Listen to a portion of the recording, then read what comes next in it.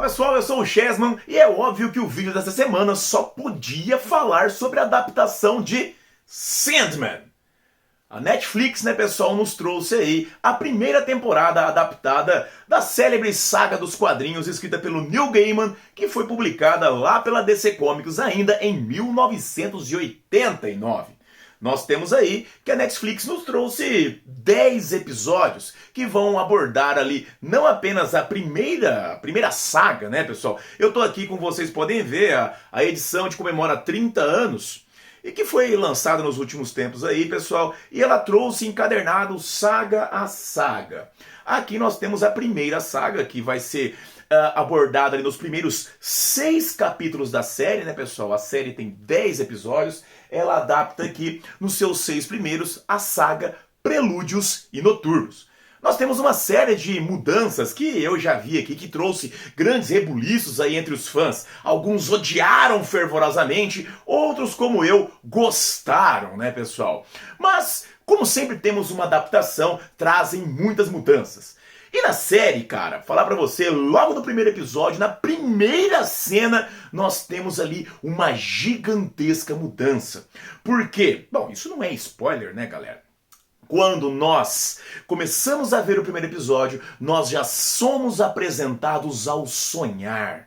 O sonhar, pessoal, é o mundo dos sonhos, que é o reino do protagonista. O protagonista é Morpheus, o Sandman, o Senhor dos Sonhos. Ele é uma personificação dos anseios, dos elementos primários de todos os seres do universo. Ele faz parte da família dos assim chamados perpétuos. Seres que personificam esses anseios não apenas dos seres humanos, mas de todos os seres. Temos 7 perpétuos: destino, morte, sonho, destruição, desejo, desespero e delírio. Esses perpétuos concentram em si os anseios dos seres vivos e cada um deles tem o seu reino próprio. O reino da destruição, o reino do desejo, o reino do delírio e assim sucessivamente. Logo no início somos apresentados ao sonhar, apresentados a ele em sua plenitude, em seu poder e seu esplendor. Como eu vou colocar aqui pra vocês verem agora. Editor, coloca aí o sonhar aí. Coloca a abertura aí da série pra gente ver esses minuto e meio, esses 2 minutinhos pra gente ver o sonhar. Mas existe uma outra que os espera quando vocês fecham os olhos.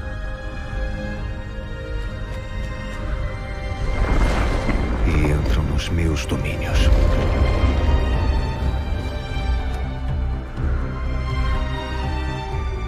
Pois eu sou o rei dos sonhos e pesadelos.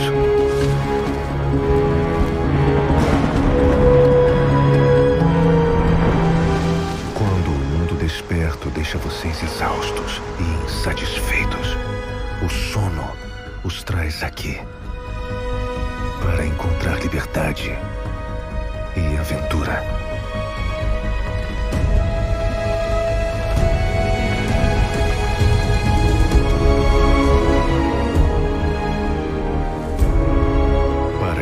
Seus medos e fantasias, os sonhos e pesadelos que eu crio e que devo controlar, ou irão consumi-los e destruí-los. Esse é meu propósito e minha função. Ou era. Como você pôde ver, o sonhar é lindo, maravilhoso, magnânimo e que, pessoal, na série original, nos quadrinhos, né? Aqui, ó, na série de quadrinhos, nós não somos brindados logo do início pelo sonhar. Muito ao contrário, se você olhar aqui, ó, a série começa logo mostrando, né, justamente o Roderick Burgess, que é o grande vilão, né? Vilão entre aspas, né? O grande inimigo do Sandman ali nesse primeiro momento. Por quê, pessoal? Porque o Sandman, o Morpheus, é a história, pessoal, desse Prelúdios e Noturnos, é a história de como Morpheus foi capturado. Morpheus, pessoal, ele é capturado em um ritual mágico, um ritual, cara, que coleta pena de anjo, sangue e vários elementos que conseguem capturar essa entidade. Morpheus foi capturado por engano, porque afinal de contas, a seita dos antigos mistérios, que era justamente comandada pelo Roderick Burgess, ela queria capturar a morte. Os caras queriam imortalidade, não sei o que. Bom, e quando nós falamos isso, como voltando à série nós somos o sonhar. Porque o sonhar na sua beleza, o sonhar na sua plenitude, o sonhar no seu esplendor, para que nós tenhamos ao longo do tempo justamente o impacto que a falta de Morpheus estando aprisionado vai causar nesse sonhar. Sabe qual é? Temos também um outro grande motivo de diferença, que eu tenho certeza que muita gente não gostou. Nós temos ali, pessoal, que o Senhor dos Sonhos, o Morpheus, ele é famoso por não construir apenas os sonhos, mas também por ser o construtor, ele que cria os pesadelos que a humanidade está sofrendo e tal. E na saga do Sandman, o pior e mais terrível pesadelo que ele criou foi um pesadelo chamado Coríntio. O Coríntio, pessoal, ele é um personagem que aparece na segunda saga, chamada A Casa de Bonecas, que também foi adaptada nessa primeira temporada da série da Netflix. Então se liga, nós temos que a série da Netflix adapta 2 arcos, 2 sagas de Sandman. Prelúdios e Noturnos, a saga em que ele está aprisionado, e A Casa de Bonecas, que é o momento em que ele vai recapturar, ele vai buscar sonhos e pesadelos que fugiram do sonhar. O Coríntio é um desses pesadelos, um pesadelo horrível. Eu não vou delimitar aqui como o Coríntio é, porque você vai lá ver, eu tenho certeza que você vai lá querer ver ele na saga, ou melhor, você vai ler o quadrinho, cara. Que a série é muito bem adaptada, mas o quadrinho, cara, nossa, é incomparável, Correto? O Coríntio, pessoal, na série, ele é o motivo que faz sonho deixar o sonhar, faz Morfeu, deixar o sonhar e ser capturado. No quadrinho, o Coríntio só aparece lá na segunda saga. E ele é visto como um grande vilão, um terrível pesadelo. Só que no quadrinho a gente não vê ele fazendo essas coisas. A gente não vê ele sendo esse pesadelo. A gente não vê ele sendo essa coisa maléfica. Ele é citado, a gente acaba sendo envolvido, Porque a linguagem da narrativa quadrinística, pessoal, é diferente da linguagem da série. E a gente é envolvido pelo Coríntio e tal no quadrinho, e a gente sabe que ele é do mal, a gente sabe que ele é poderoso, mas a gente não vê isso acontecendo. Na série a gente vê. E eu tenho certeza que muitas pessoas vão ficar chateadíssimas com isso. O Coríntio, ele permeia quase todos os episódios da série. Dos 10 episódios, ele aparece em quase todos, pessoal? Tanto é que ele é, assim, a gente percebe que na série ele é o grande vilão. Por mais que no começo, Morpheus tenha tido lá o seu adversário no Roderick Burgess, temos aí também um grande problema, cara. Que essa aí, eu falar a verdade, isso aí me deixou um pouquinho incomodado, sabe? Porque na série, cara, o Roderick Burgess, o rei demônio, o líder das seitas e mistérios, das seitas dos antigos mistérios, que capturou Morfeu, ele parece que é meio bobo, sabe? Meio burro. Não, burro e bobo foi exagerado, mas ele não tem todo o conhecimento necessário. Na série, ele já é um grande mago, muito respeitado, rivaliza ali com um grande mago histórico que existiu de verdade, chamado Aleister Crowley. É indiscutível a referência que nós temos na série, é indiscutível a referência que nós temos no quadrinho. Quando a gente pega aqui o Roderick Burgess no quadrinho, ele visualmente, cara, ele é muito parecido com o próprio Aleister Crowley, que é esse mago que surgiu aí, pessoal, na história real. Esse cara aqui, ó, dá uma olhadinha aqui, ó, esse cara careca aqui, ó. Na série, pessoal, ele, não que ele seja tolo, mas ele não tem todas as informações. E na série é um outro indivíduo que passa para o Burgess quais são os meios necessários para que ele mantenha Morpheus aprisionado. É uma coisa que isso me incomodou, porque ele no quadrinho não precisa disso, Mas, cara, não perde nada sobre isso. Cara, uma coisa muito louca, cara. Uma coisa muito louca é que essa aqui é a cena do aprisionamento dele no quadrinho, tá vendo? O editor vai colocar aqui do meu lado, aqui, ó, a cena da série.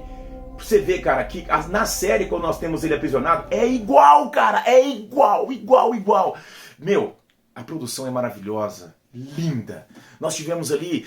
Essa série ela foi criticada antes dela surgir, cara, porque alguns personagens mudaram de gênero, alguns personagens mudaram de etnia e tal. A galera assim, ai não, mexeram nos personagens. Cara, a essência dos personagens está toda lá, cara. Mesmo o Roderick Burgess, que eu acabei de falar pra vocês, que ele é meio tolo, meio facilmente sendo enrolado, digamos assim, mesmo sendo esse cara, a essência dele tá ali, a maldade dele tá ali, sabe? E a relação que ele tem com o sonho tá ali. As exigências que ele faz, apesar de não serem as mesmas, o cerne das exigências que ele faz pro Morpheus tá ali, cara. Então a série, por mais que ela tenha mudado os personagens, a essência do quadrinho tá ali, cara. A adaptação da Netflix, ao contrário de tantas outras que nós vimos ali, né, pessoal? Ao contrário, por exemplo, lá, a do Destino de Júpiter, que a Netflix lançou uns anos tempo atrás, aí, que foi uma galhofada total. Né? Ao contrário aí de Cowboy Bebop, que lançou também, foi um desrespeito. Mas às vezes, cara, a Netflix acerta, cara. E acerta como acertou em The Witcher, acerta como acertou, cara, em Sandman. A essência do quadrinho tá lá, cara. Por mais que tenhamos tido algumas mudanças. Nós vemos ali, pessoal, ao longo... cara, sério. Se você pegar a saga, como ela foi lançada originalmente, lá em 89, ela foi lançada em fascículos, né, pessoal? Claro que hoje em dia, com as facilidades do encadernamento, com as facilidades das capas duras, das edições absolutas, nós lemos as sagas de maneira fechada. Mas os episódios do Netflix, cara, eles acompanham praticamente, sabe, fascículo a fascículo. Eles acompanham praticamente fascículo a fascículo, episódio a episódio, onde nós vemos o sonho sendo capturado, os anos que ele foi capturado.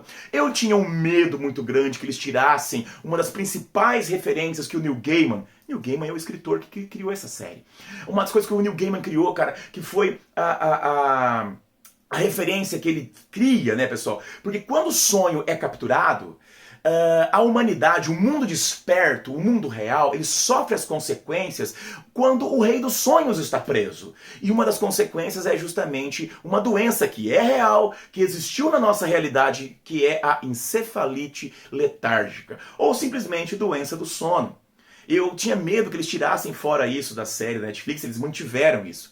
Né? Mantiveram isso, assim, vários, cara, assim, pra mim, que sou muito fã, leitor dos quadrinhos, conheço os quadrinhos, já li os quadrinhos umas 10 vezes, eu gostei muito, certo? Pra mim, as referências, os detalhes, os easter eggs são maravilhosos, né? Mas algumas coisas mudaram. Isso é adaptação, cara. Existem adaptações que destroem a essência do personagem, destroem a essência da obra. Não é o caso de Sandman. Se você é um leitor de quadrinhos e está com medo, leitor como eu, e está com medo de assistir a série, cara, não tenha medo. Mas vá com a mente aberta. Ela segue a série de quadrinhos, mas ela não é uma cópia Xerox do quadrinho. Ela é uma adaptação. Algumas coisas mudaram. Alguns elementos que foram colocados no quadrinho são colocados de uma forma diferente, até porque para facilitar uma linguagem. Não podemos esquecer que essa saga, quando foi lançada lá em 1989, ela fazia parte do universo geral da DC Comics. Então ela tinha que conversar com os personagens da DC Comics. Tinha que conversar com a Liga da Justiça. E o Neil Gaiman costura isso de uma maneira muito bacana. Ele traz os elementos da Liga da Justiça para dentro do seu universo, dos quadrinhos, de uma maneira muito elegante. Ele traz referências de quadrinistas clássicos como Jack Kirby de uma maneira muito elegante. Mas a série da Netflix, cara, ela não pode fazer esse tipo de coisa. Então ela retira alguns desses elementos, muda alguns fatores, muda alguns personagens de local, muda alguns personagens de momento, mas mantém esses elementos. No primeiro momento, nós temos, dos primeiros 6 episódios, né, a adaptação dos Prelúdios e Noturnos. No 7º episódio em diante, nós temos a adaptação da Casa de Bonecas.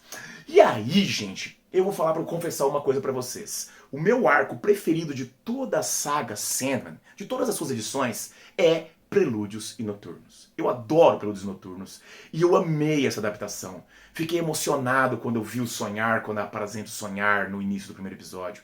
Fiquei emocionado no episódio onde Morpheus encontra a sua irmã, a morte.